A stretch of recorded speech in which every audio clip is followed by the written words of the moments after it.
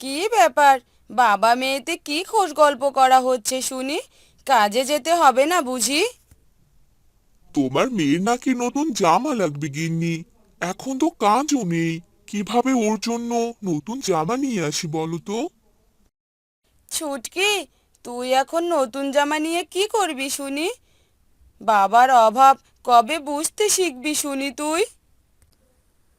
কয়েকদিন পর রানুর জন্মদিন। সবাই নতুন জামা পরে ওর জন্মদিনে যাবে। থাক, আমার নতুন জামা চাই না। রাগ করিস না মা। দেখি মোড়ল মশাইয়ের থেকে কিছু টাকা পাই কিনা। থাক, লাগবে না নতুন জামা। এ কথা বলে ছুটকি বাড়ি থেকে চলে যায় আর একটি নদীর ধারে গিয়ে বসে কান্না করতে থাকে। অন্যদিকে ছুটকির বাবা রমেশ মোড়লের কাছে যায় আর মোড়লকে বলতে থাকে। মোড়ল মশাই। কি রে রমেশ, কি বলবি? তোর চোখে মুখে তো অন্য কিছু। কি ব্যাপার, খোলসা করে বলতো। না, মানে মোড়ল মশাই, আমাকে 500 টাকা যদি ধার দিতেন তাহলে খুব ভালো হবে। সেটা না হয় দিলাম, কিন্তু তোর কাছে যে আগের অনেক টাকা পাই, সেগুলোর কি হবে? দিয়ে দেব মোড়ল মশাই, চিন্তা করবেন না। দিয়ে দেব না? তুই 3 দিনের মধ্যে আমার সব টাকা সুদ সমেত ফেরত দিবি, নয়তো তোর বাড়ি ভিটা আমার নামে করে দিতে হবে। না না মোড়ল মশাই, এমন জুলুম করবেন না। থাক, আমার এখন টাকা লাগবে না। মোড়লের মুখে এমন কথা শুনে রমেশ মন খারাপ করে বাড়ি চলে আসে। আর অন্যদিকে কি রে ছুটকি, এখানে বসে আছিস কেন? কখন থেকে খুঁজতেছি তোকে।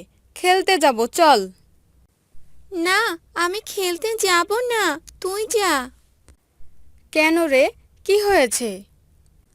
জানিস, বাবাকে বলেছিলাম একটা জামা কিনে দিতে। বাবার কাছে নাকি টাকা নেই। আমি বাড়ি যাব না, তুই যা। মন খারাপ করিস না, দেখবি টাকা হলে এখনই কিনে দিবে। থাক, ওরা সবাই আমার জন্য অপেক্ষা করছে। এরপর রানু সেখান থেকে চলে যায় আর ছুটকি মন খারাপ করে বসে থাকে। আচ্ছা, ওখানে ওটা কি? তখন থেকে দেখছি জল জল করছে। দেখি তো সামনে গিয়ে।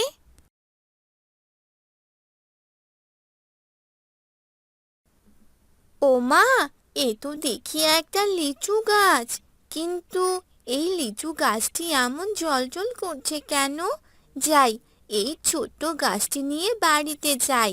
এখানে থাকলে অযত্নে মরে যাবে। তখনই সুটকে সেই লিচু গাছটি নিয়ে বাড়ির দিকে যেতে থাকে।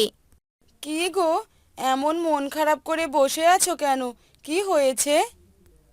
এরপর রমেশ মোড়লের সব কথা তার গিন্নিকে খুলে বলে। আর সব শুনে রমেশের বউ চিন্তায় পড়ে যায়। মা, ও মা। কি রে, কোথায় চলে গিয়েছিলি? আর হাতে ওঠা কিসের গাছ? মা, এটা একটা লিচু গাছ। বনের মাঝে পেয়েছি। দেখো কেমন জলজল করছে। উঠোনের একপাশে গিয়ে লাগিয়ে দে, যা হবে পরে দেখা যাবে।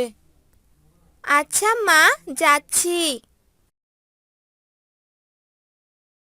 এরপর সেই গাছটি উঠোনের এক কোণে লাগিয়ে দেয়।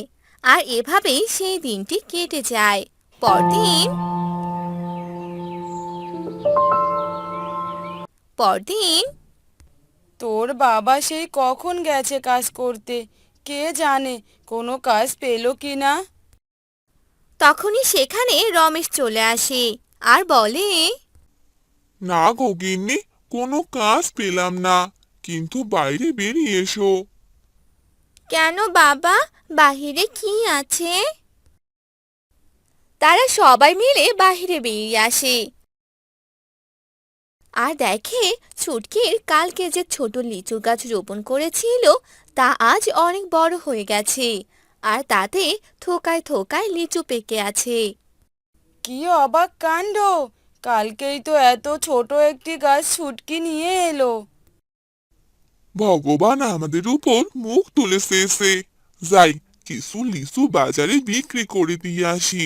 আর আজ সুটকির জন্য একটা লাল টুকটুকে জামা নিয়ে আসবো। রমেশ গাছ থেকে কিছু লিচু পাড়ে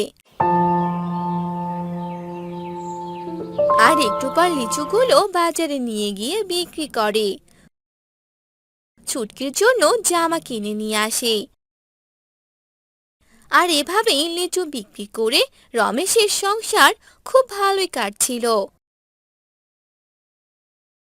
কিন্তু মোড়ল একদিন ছুটকির বাড়িতে আসে। রমেশ, এই রমেশ, বাড়িতে আছিস? মোড়ল মশাই যে। শুনলাম তোদের বাড়িতে নাকি খুব সুস্বাদু একটা লিচুর গাছ হয়েছে। শোন, এটা আমাকে দিয়ে দে।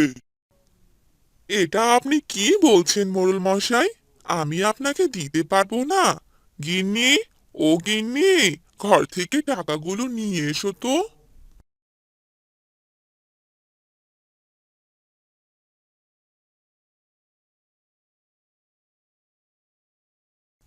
এই নিন মোড়ল মশাই আপনার টাকা, সুদ সমেত দিয়ে দিয়েছি। আশা করি আর কখনো আপনি আমার এই বাড়ি ভিটের উপর নজর দিবেন না। মোড়ল টাকা নিয়ে হতাশ হয়ে চলে যায়। আর ছুটকি তার পরিবার নিয়ে খুব সুখেই বাস করতে থাকে।